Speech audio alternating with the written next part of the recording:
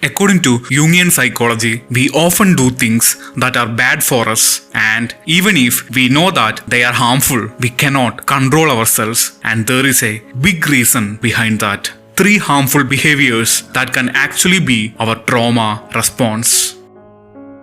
According to analytical psychology, in every man's psyche there is a woman, and in every woman's psyche there is a man. Now, this is greatly affected by our parents and our early experience with other people. Now, when we experience abuse, especially sexual abuse, it can also greatly affect it.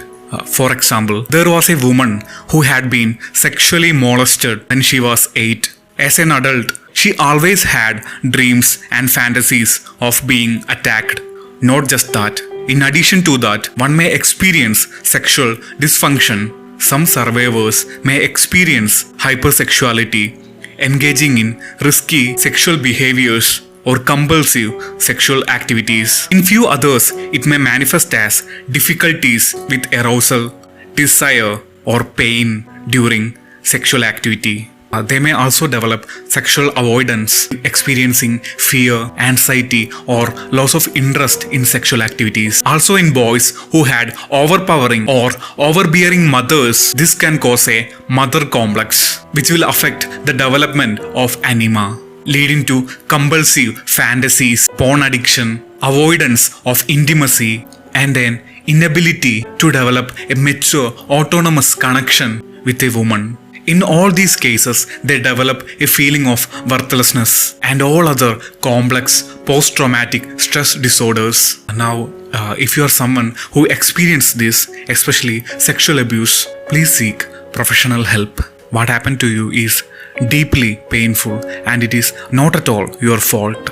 And also, please don't carry this burden alone. Your pain is real, and you deserve the care and support, and you must take back the control of your life.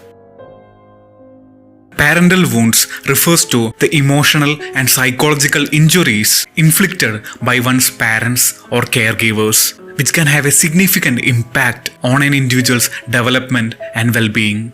Mainly, it manifests as an over-perfectionism, which is a way to avoid rejection and prove their worth. This relentless drive, this overworking can also be a way to distract themselves from the underlying emotional pain of abandonment. Most cases, they also become people pleasers. They will experience self-worth issues, feelings of inadequacy and low self-worth, and often believing they are not deserving love or success. And also, in most cases, they experience difficulty with authority, which is replicating the dynamics they experience with their parents in other relationships. And they may face difficulties in forming and maintaining relationships, which is mainly because of this deep-seated fear of abandonment or rejection. Parental wounds mainly occurs due to absence or neglect of parents or caregivers. Either they may be physically absent or emotionally not available. There is one of my favorite quote by Robert Bly. It says that where a man's wound is, that is where his genius will be.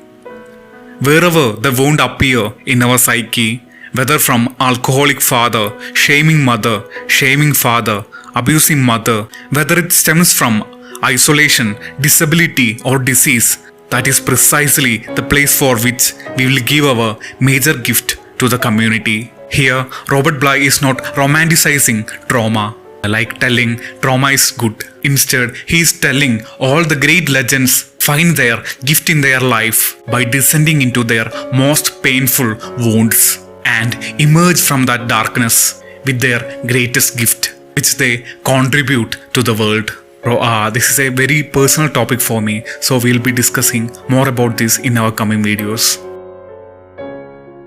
The concept of loss of soul in Jungian psychology often refers to the fragmentation of our psyche, where the soul, our inner self, withdraw from life due to overwhelming trauma. This can happen due to a breakup or divorce, or maybe when we experience loss of someone dear to us. Or maybe when we survive an abuse or violence, or even maybe when we are overworked and is burned out or when our life is going in a direction that we don't want to go. Our psyche have this protective mechanism that shields our soul from trauma by retreating it into the unconscious, where it is guarded by all these archetypal forces. Well, in a way, it is protecting our soul from this immediate harm, but it also causes us to disconnect from our life, which will cause this feeling of emptiness, numbness, or disconnection from ourselves and outer world. Now, there is a book called The Body Keeps the Score by Bessel van der Kolk, which is a great book about trauma and how we can deal it. Now, the problem with trauma is that even when it is over, our body continues to relive it because it leaves an imprint on our psyche and the soul. And in this book, he emphasized that when this trauma is stored in our body and left unprocessed, it traps us in our past, unable to make new experience in our life. Now, Jung saw this loss of soul not just as a problem, but also as an opportunity. It is true, it will be very painful, but it forces us to go on a psychological journey of healing and transformation, which help us to deepen our self-awareness and boldness. Now, in this book, he also talks about healing from this loss can be done by reconnecting with our body and soul, by grounding ourselves through body-based practices like yoga, mindfulness, and movement therapy to release this trapped tension. In most of the Jungian somatic work, some of the therapists make the trauma survivors wear a warrior's armor, which help them to get in touch with their inner warrior archetype and thus give them their sense of power and control of their life. In the mythopoetic men's movement in 1980s and 90s, which was influenced by the thinkers like Robert Bly, Joseph Campbell, and Michael Maid, they used to have these physical rituals like lifting a sword, beating drums, or performing symbolic acts of initiation, which helped these men to reclaim their lost virility and their real inner masculinity, which helped in these men's psychological, spiritual, and emotional development through the lens of mythology, storytelling, and archetypal psychology. If you wish to learn more about this, watch this video. That's it. Take care.